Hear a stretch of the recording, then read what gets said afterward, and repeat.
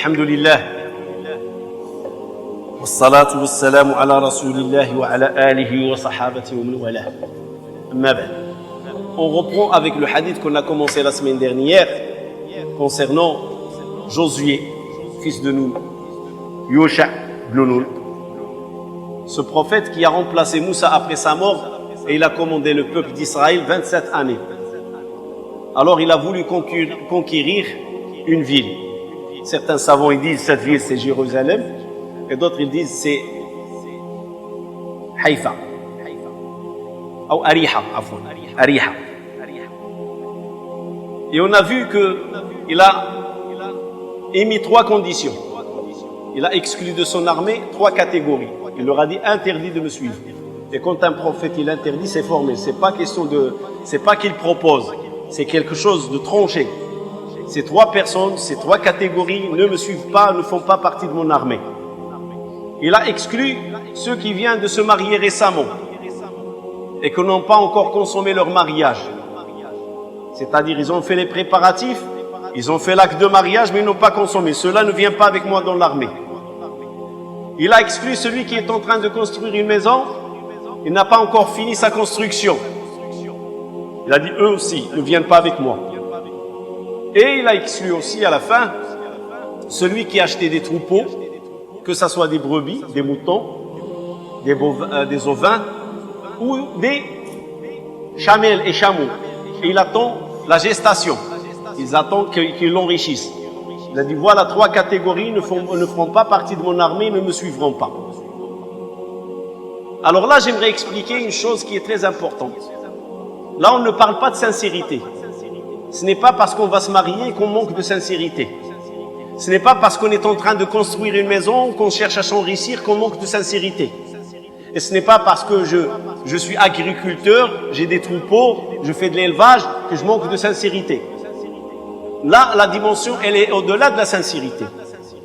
Là, la dimension, c'est la détermination à aller jusqu'à bout de la chose. Aller à bout pour réaliser son objectif. C'est la détermination. Et cette détermination, comme elle dépend de la sincérité, elle dépend aussi du cœur. Dans le sens que le cœur doit être vide. Il n'y a qu'une seule chose qui doit s'installer dans le cœur et qui doit primer dans les sentiments du cœur et dans la vision des choses chez la personne. C'est l'objectif. Comme un étudiant qui veut devenir médecin, avocat, architecte, peu importe, ingénieur, il a un objectif, il a l'intention. Mais s'il ne fait pas en sorte d'éliminer tous les obstacles qui peuvent nuire à son objectif, il ne réussira pas. Parce que l'intention toute seule n'est pas suffisante à la réalisation de l'objectif. L'intention n'est pas suffisante. Il faut, pour réaliser l'objectif, et là on ne parle pas d'adoration, parce que dans l'adoration il y a un autre critère qui s'ajoute, c'est pas la détermination seulement, il s'ajoute la conformité. J'ai la bonne intention et je dois être conforme avec ce qu'Allah m'a dicté.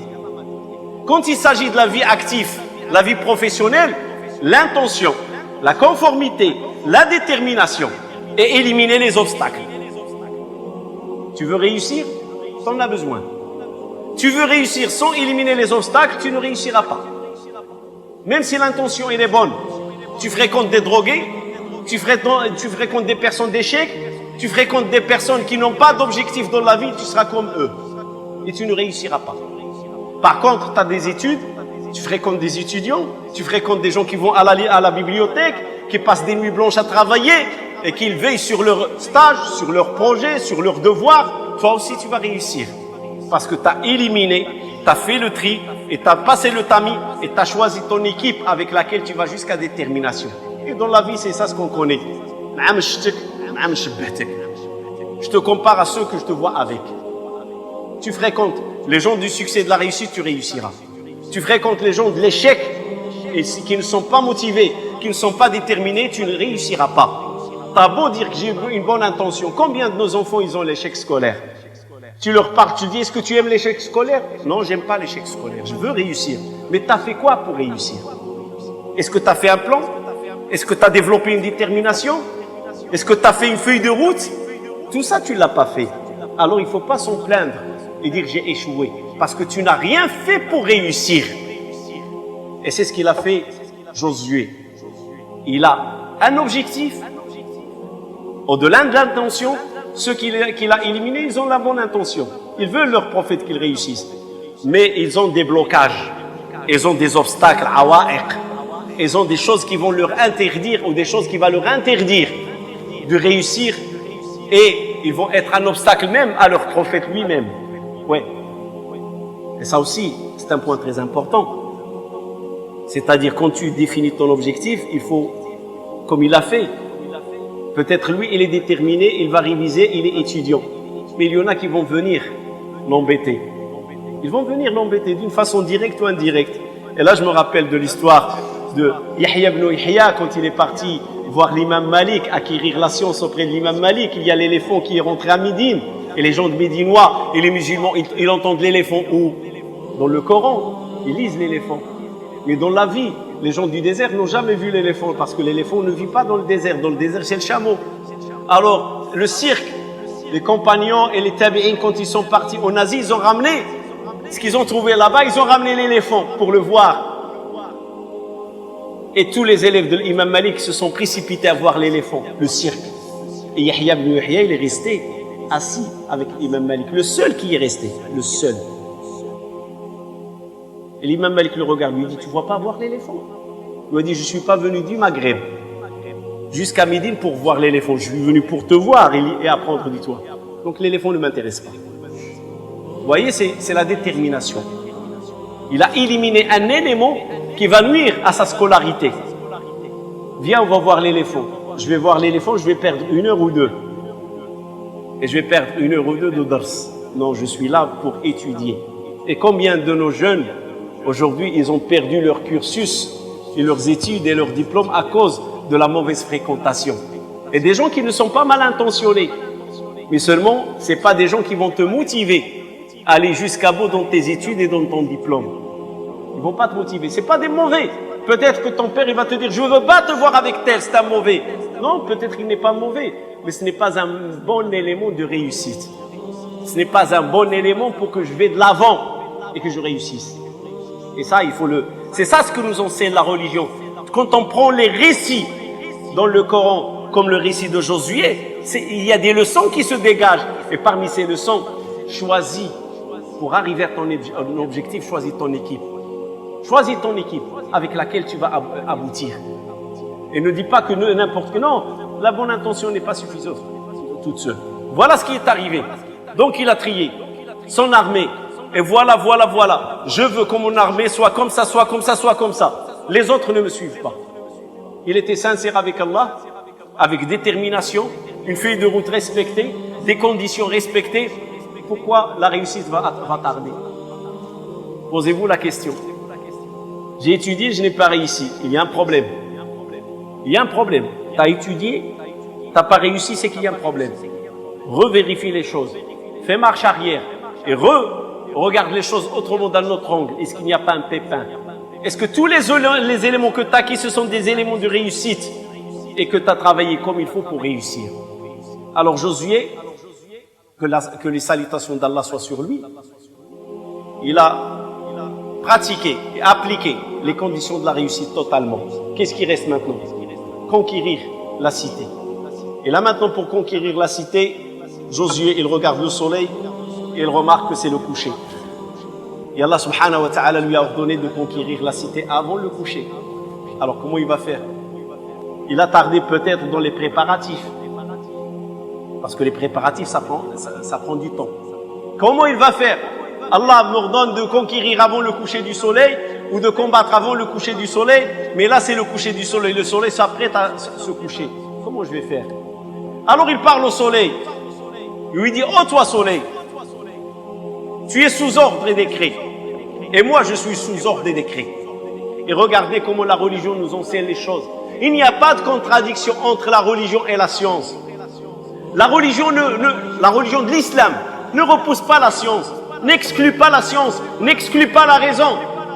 C'est-à-dire, il est en train de dire au soleil, je sais que tu as un système, et je sais que tu es programmé, et je sais qu'il y a 24 heures, et je sais le lever et le coucher, c'est une commande d'Allah. C'est Allah qui t'a créé comme ça, et c'est ta tâche de faire ça. et tu ne pourras faire que ce qu'Allah t'a demandé. Mais sache que moi aussi, je suis une création d'Allah. Je suis un serviteur d'Allah.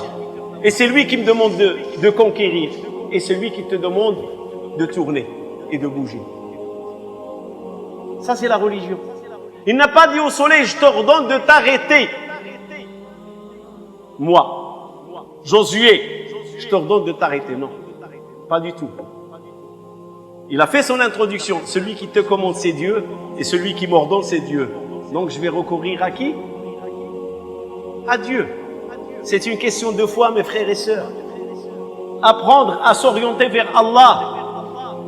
Un prof, il était avec ses élèves. Il veut leur enseigner. Il était en excursion avec eux. Il passe devant un champ. Et les champs, en général, il y a des chiens qui les gardent. Alors un chien commence à aboyer. Ou plutôt, aboyer.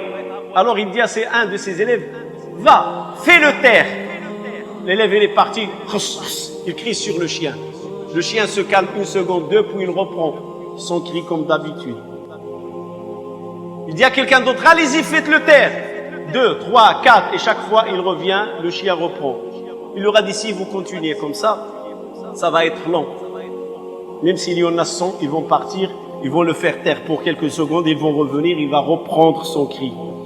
Il va reprendre son travail parce qu'il est sous ordre de son maître. Il lui a dit, alors cher, comment on fait? Il leur a dit, il a un maître. Allez-y voir son maître et dites-lui, fais taire ton chien et vous allez voir qu'il va se taire. C'est comme ça que les gens de la science enseignent les choses à la source. Toi, tu as un maître et moi, j'ai un maître. Le soleil, ton maître, c'est Allah, le maître de l'univers entier. Et c'est mon maître. Et c'est vers lui que je vais m'orienter et que c'est vers lui que je vais demander que tu t'arrêtes de tourner. Il dit, Ya Allah. Il invoque Allah subhanahu wa ta'ala. Ya Allah. Stop là, jusqu'à ce qu'on gagne la conquête de cette cité. Et le soleil s'est arrêté. Alors là, les gens de la science et de l'astronomie, vous les musulmans, vous racontez n'importe quoi, vous êtes l'opium des peuples, la religion. Vous êtes l'opium. Pourquoi? Parce qu'aujourd'hui, la science, elle est, je le dis toujours, je me répète, elle n'est pas religieuse, la science aujourd'hui.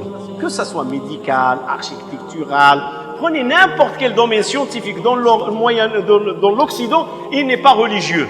Tout ce qui a été conçu en Occident, ça n'a rien à voir avec la religion. Au contraire, la Révolution française, elle est venue pour écraser l'Église, qui était tyranne. Et donc, elle a été fondée non religieuse. La science, en Occident, elle est non religieuse. Donc, c'est normal, quand on parle comme cela, les scientifiques, ils rigolent de nous, ils disent les musulmans, c'est des ridicules. Mais moi, musulman, j'ai mon repère. J'ai le Coran, j'ai la parole d'Allah. Alors si j'écoute les Occidentaux et comment ils nous ridiculisent au niveau de la science, je serai obligé de devenir mécréant de ce qui est dit dans le Coran et dans la sunna du prophète sallallahu alayhi wa sallam. Mais je vais citer certains passages de notre histoire pour montrer que dans ce monde, il y a des choses qui tirent du miracle et qu'on ne leur trouve pas d'explication. La première, Abraha, un roi abyssinien, l'Abyssinie, Habasha. Il a construit une cathédrale à Sanaa, le Yémen. Il a demandé à toute la péninsule arabique et le monde qui est sous son contrôle de venir faire la saison du pèlerinage. Une fois par année, ils viennent faire le pèlerinage à cette cathédrale. Les Arabes de la péninsule arabique, ils ne viennent pas. Au-delà de cela, même il y a un bédouin arabe, un jour il est venu, il était précipité, il avait besoin de faire pipi, comme on dit, uriner. Il regarde dans la cathédrale, il voit son architecture, il l'aime, il croit que c'est une toilette. Il rentre, il fait son pipi. Et il sort.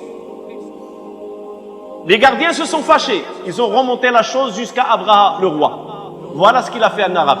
Donc deux choses. Il ne vient pas faire le pèlerinage, il désobéit à mon décret, il dénigre mon église. Et deux, il ose venir faire ses besoins dans l'église. Ces gens-là méritent une éducation. Et il a fait préparer son armée et il est parti pour attaquer la Kaaba. Il est parti pour attaquer la Kaaba. Arrivé à un lieu qu'on appelle Mash'ar al-Haram, Mahbas al-Fil, là où l'éléphant s'est arrêté. Et parmi son armée, il y avait un éléphant, parce qu'on lui a dit la Kaaba, donc il est venu avec l'éléphant. Il a dit le lendemain, on l'attaque. Il reçoit le soir même le grand-père du prophète sallallahu alayhi wa sallam, Abu Talib. Il a cru qu'il est venu pour intercéder pour sa communauté et intercéder pour Mecca, la Kaaba. Il lui a dit pourquoi tu es venu? Pour la Kaaba, il lui a dit non. Je suis venu pour mes troupeaux de chameaux. Ton armée m'a confisqué mon troupeau de chameaux. Et j'aimerais bien que vous me le restituiez. Et il lui a dit la Kaaba. Il lui a dit la Kaaba, c'est pas mon affaire. La Kaaba appartient à Allah et Allah va la défendre. La Kaaba, il a un maître exactement. Inna lil bayti rabban yahmi. Il a un maître qui va le défendre. C'est pas moi qui va le défendre. Moi, tu me donnes mon troupeau et toi et la Kaaba, je vous laisse. Effectivement, le lendemain, ils ont attaqué la Kaaba. À Mahbas al-Fil, là où le fil s'est arrêté, l'éléphant s'est arrêté. Allah, il a envoyé des oiseaux avec 3 pierres. Une dans le bec et chaque patte, il a une pierre. Comment ils sont ces pierres? Des braises de feu, des boules de feu. Quand l'oiseau les jette sur un soldat, elle le range et ne laisse que les os, squelettes. Alors je pose la question. Vous croyez dans le Coran?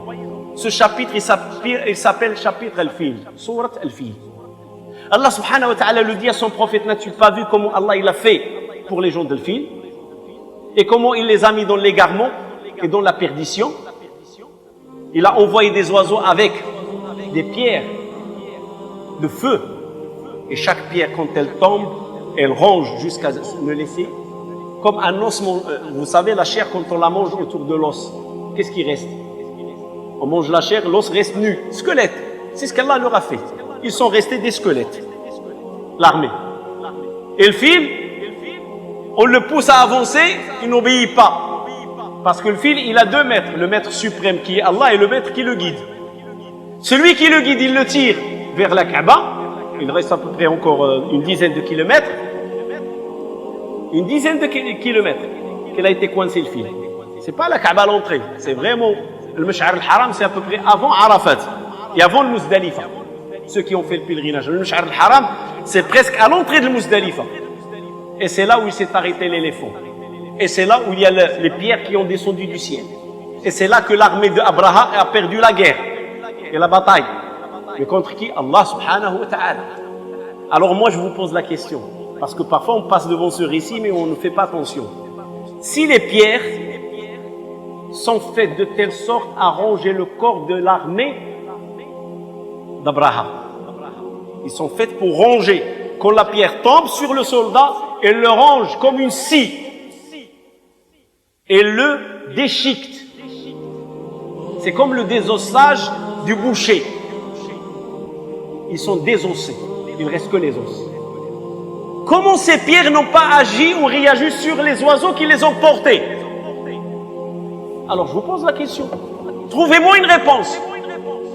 Comment ces pierres, c'est comme de l'acide, dans les pattes des oiseaux et dans leur bec, n'ont pas eu un impact sur l'oiseau lui-même, mais ils ont eu un impact sur les ennemis d'Allah qui sont venus détruire la Kaaba.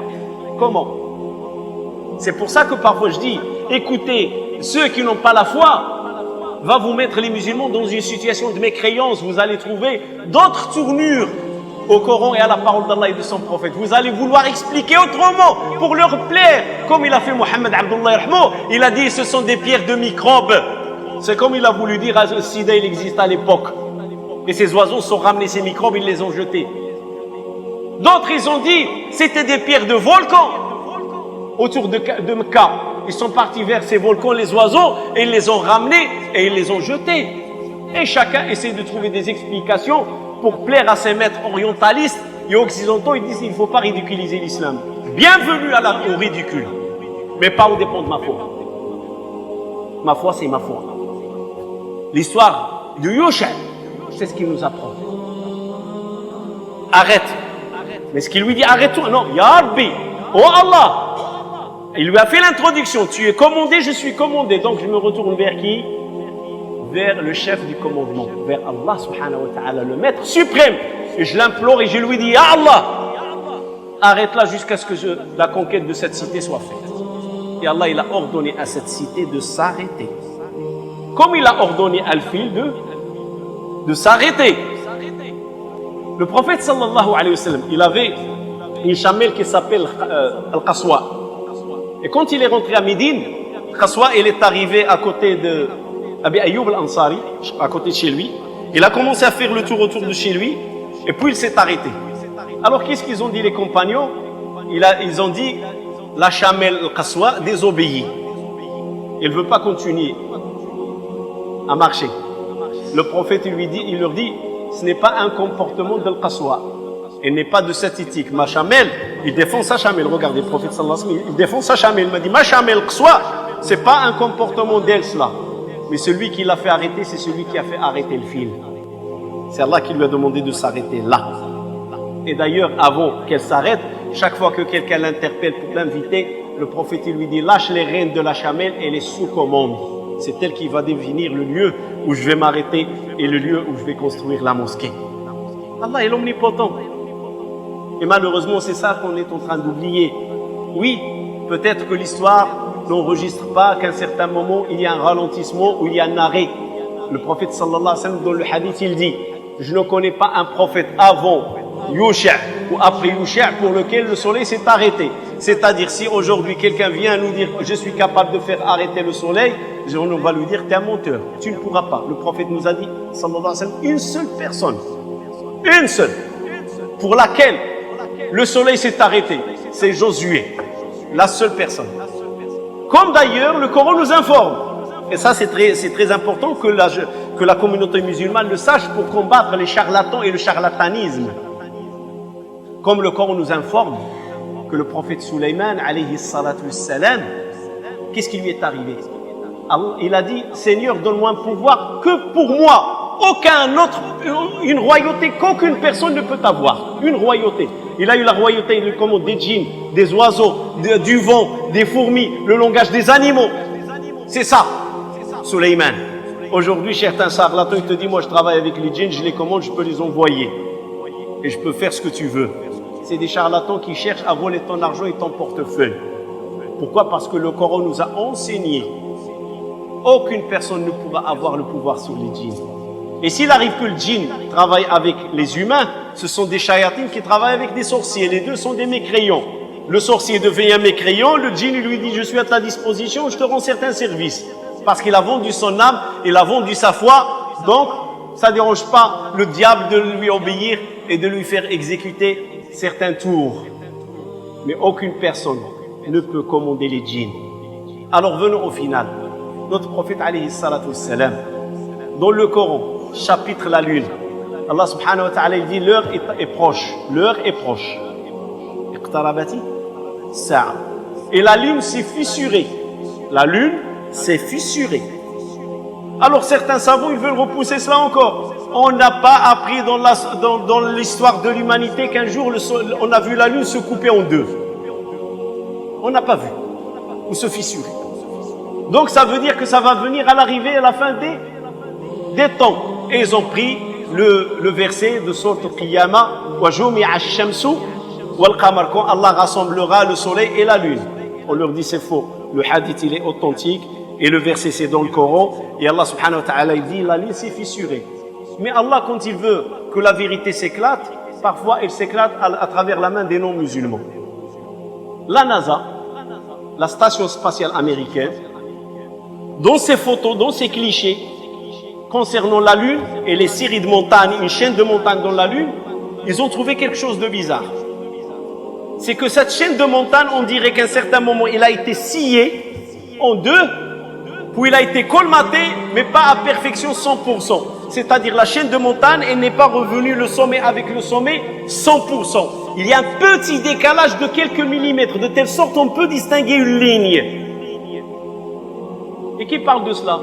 Un savant musulman qui n'est pas un savant religieux, le Farouk al-Baz, qui est d'origine égyptienne et qui travaille dans la NASA, et le premier à faire le premier album, il a rassemblé le premier cliché des photos de la Lune. Les premiers réalisateurs d'un album de la Lune, c'est un musulman. Il a dit, et c'est lui qui a découvert cela. Et c'est lui qui a vu cette ligne. qui fait séparer la chaîne de montagne un peu. C'est comme si quand tu coupes un gâteau en deux et tu veux le refaire colmater comme s'il n'a pas été coupé. Tu ne pourras pas. Il y a des traces. Allah subhanahu wa ta'ala, l'omnipotent, quand les Qurayshites sont venus voir le prophète sallallahu alayhi wa sallam, ils lui ont dit, si tu es un prophète d'Allah, donne-nous un signe qui prouve que tu es un prophète. On veut le voir, ce signe. Alors il a pointé la lune avec sa main. Il s'est fissuré en deux. Comme ça. Il s'est ouvert, puis il s'est refermé. Tu continues à nous ensorceler. Ils ont demandé un signe, un miracle. Et quand tu leur as donné le miracle, ils ont dit, tu nous as ensorcelés. Allah subhanahu wa ta'ala a voulu laisser une empreinte pour que l'être humain aujourd'hui la découvre. Et pour que l'être humain aujourd'hui pose la question, qu'est-ce qui s'est passé dans cette chaîne montagneuse sur la lune? Qu'est-ce qui s'est passé? Pourquoi il s'est coupé? Pourquoi il s'est remis? Mais il ne s'est pas remis à perfection de telle sorte qu'on ne voit pas la cicatrice. C'est comme quelqu'un qui a passé une opération. On ferme, mais la trace restera. C'est ce qu'a fait Allah subhanahu wa ta'ala avec la lune. Il a laissé la trace. Pourquoi laisser la trace? Pour qu'à certains moments on sache que le prophète effectivement sallallahu alayhi wa sallam a fissuré la lune avec son doigt malgré la distance qui sépare la terre et la lune. Des centaines de milliers de kilomètres. Et c'est les leçons à tirer.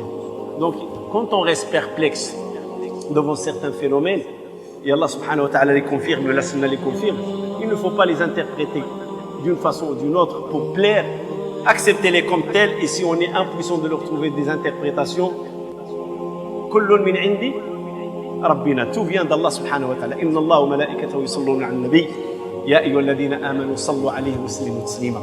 Allahumma salli 'ala sayyidina Muhammad وعلى آل سيدنا محمد كما صليت على سيدنا إبراهيم وعلى آل سيدنا إبراهيم وبارك على سيدنا محمد وعلى آل سيدنا محمد كما باركت على سيدنا إبراهيم وعلى آل سيدنا إبراهيم في العالمين إنك حميد مجيد. اللهم اجعل جمعنا هذا جمعا مرحوما واجعل تفرقنا من بعد سالم من الشر معصوما ولا تدع بيننا ولا منا شقي ولا محروما. اللهم اغفر لنا فيه ذنوبنا وكفر عنا سيئاتنا واقض حوائجنا واستر عيوبنا ويمن كتابنا ويسر أمورنا وإن توفيتنا ربنا توفنا مسلمين. اللهم يا ناصر، اللهم يا معز، انصر الإسلام والمسلمين وأعز الإسلام والمسلمين وأذل الشرك والمشركين واعلي بفضلك راية الحق والدين وانصر اللهم عبادك المجاهدين في كل مكان يا أرحم الراحمين يا رب العالمين. اللهم هيئ لهذه الأمة أمر رشد يعز فيه أهل طاعتك ويذل فيه أهل معصيتك. اللهم قونا بالإيمان وزينا بالحلم ونور عقولنا بالعلم ووفقنا لما تحب وترضاه. اللهم إنا نسألك أن تجمع شمل هذه الأمة. اللهم اجعل شملها شملا واحدا وكلمتها كلمة واحدة وانصرها على من عاداها وأيدها بنصر من عندك يا أرحم الراحمين يا رب العالمين. اللهم من أرادنا وأراد الإسلام بخير فوفقه وأعينه ومن أرادنا وأراد الإسلام بسوء فاجعل دائرة السوء عليه. اللهم إنا نجعلك في نحورهم ونعوذ بك من شرورهم. اللهم يا كافك فينا بما شئت ومتى شئت وكيف ما شئت. اللهم يا كافك فينا بما شئت ومتى شئت وكيف ما شئت. اللهم يا كافك فينا بما شئت ومتى شئت وكيف ما شئت. بعض الإخوة لا زالوا يتصدقون على مشروع عائشة، فنسأل الله سبحانه وتعالى أن يتقبل صدقتهم ويشافي مرضاهم ويصلح أولادهم ويقوي عزمهم. اللهم إنا نسألك أن تجعل بيوتهم محمية من كل سوء. اللهم بارك في أموال المسلمين وبارك في خطوات المسلمين وبارك في أفعال المسلمين، أفعال ترضيك يا رب العالمين يا أرحم الراحمين يا رب العالمين. اللهم إنا نسألك يا الله يا رحمن يا رحيم أن ترحم المسلمين والمسلمات، المؤمنين والمؤمنات، الأحياء منهم والأموات، آباء والأمهات، إخوان والأخوات، أبناء والبنات، إنك سميع مجيب الدعوات. اللهم إنا نسألك رحمة واسعة في ديننا. اللهم إنا نسألك رحمة واسعة في ديننا. اللهم إنا نسألك رحمة واسعة في ديننا. اللهم وفق شبابنا لما تحب وترضاه. اللهم وفق شبابنا ذكورا وإناثا لما تحب وترضاه. اللهم ردهم إلى الدين ردا جميلا. اللهم احرص أوطان المسلمين واجعل بلاد المسلمين بلادا آمنة، وهذه البلاد وسائر بلاد الأرض التي يوجد فيها عبادك يوحدونك ويعبدونك ويذكرونك وينفقون من أجلك. أينما وجد مسلم يذكر الله فاللهم اجعله آمنا. اللهم اجعل المسلمين آمنين في بقاع الأرض أجمعين يا أرحم الراحمين يا رب العالمين. سبحان ربك رب العزة عما يصفون وسلام على المرسلين والحمد لله رب العالمين.